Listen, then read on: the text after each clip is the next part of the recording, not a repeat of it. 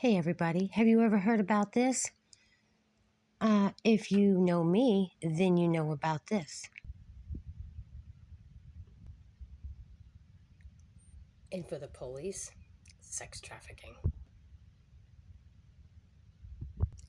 Then I want you to look up the raid and see exactly what's happening. All right, people, I'm going to start telling you the fact is that in 2006, 2000 summer of 2007, I was out of there.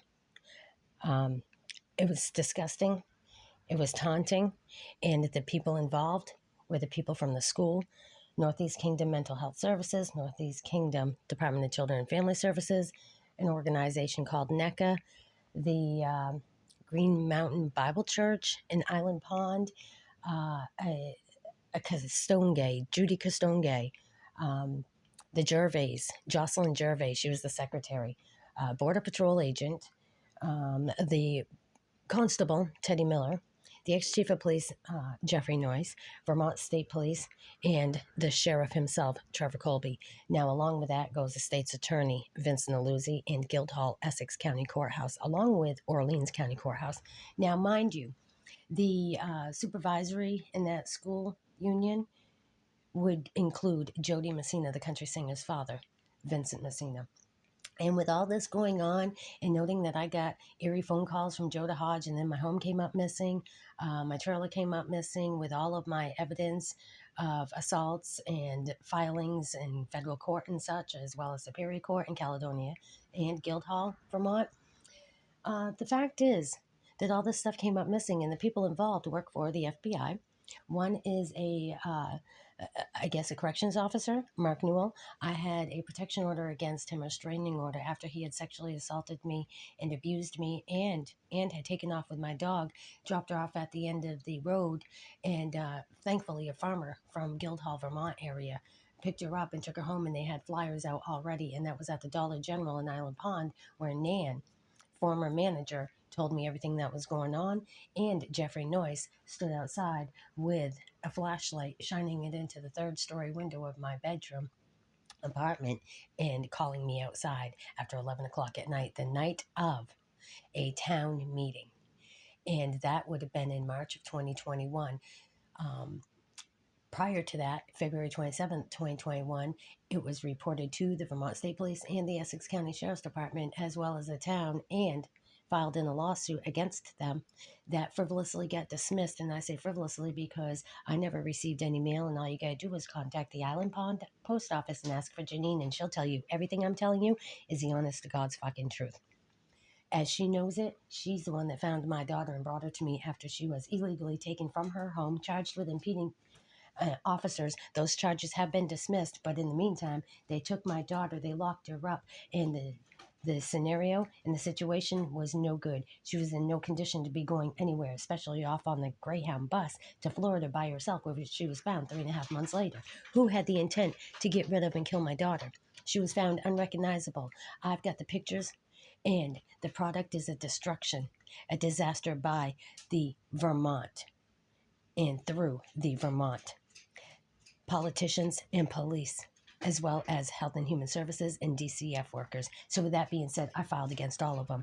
My home got burned down, my daughter went missing, my grandson got taken, and the perpetrator behind all of it that took my daughter's apartment and got all of the belongings from my apartment when they locked us out illegally. And Michael Hatton came to me on April 1st of 2021 and told me he didn't want my rent money, that I needed to take my daughter and my grandson and get the fuck out of town because they were after us. He told me he didn't know how these people could even know me to not like me. And with that being said, I took it with a grain of salt because I've been through this and I've been through this, and I want a solution and a conclusion. I want to know, and I've got the right to know, who is behind following, targeting, harassing, and terrorizing me and my family. Now, with that being said, all of you taxpayers and every single one of you out here listening, you have those answers. You have the right to pick up the phone and start asking the questions to get the answers if you don't already have them. If you've been through this, you know what I'm talking about. If you haven't been through it, please watch your tongue when it comes to me, because I can file another lawsuit. And every time that I get defamed and slandered, I take it and I amend filings. All of these orders that I have filed In U.S. District Court, I requested that they be amended filings and that there be high risk protection orders. When I asked for high risk protection orders and they got denied, that's when my tire, the wheel, got tampered with and the lug nuts were loosened. And lo and behold, I had just left the courthouse on April 5th in Concord, New Hampshire when I was on my way back, and the tire nearly fell off my vehicle. So it's in a safe, secure place now, and it's already been looked over by the mechanic and the witnesses.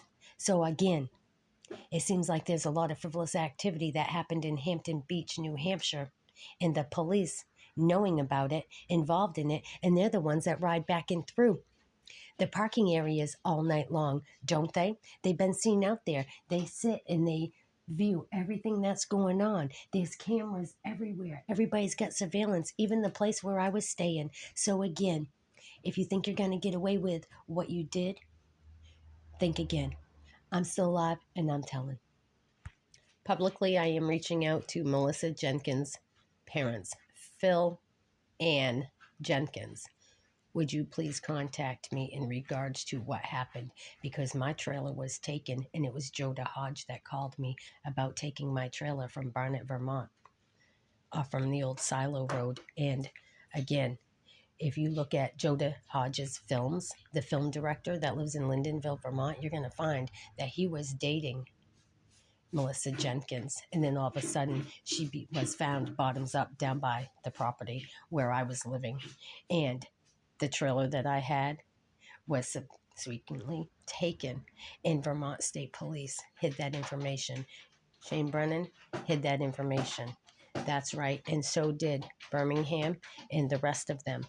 So I've got all of those pieces of information. I've got copies of emails that were sent, correspondence as well to go with them, to prove fact, proof, and evidence that I believe, and all reason to believe, that two people are sitting innocent behind bars for their life conviction for a murder that happened.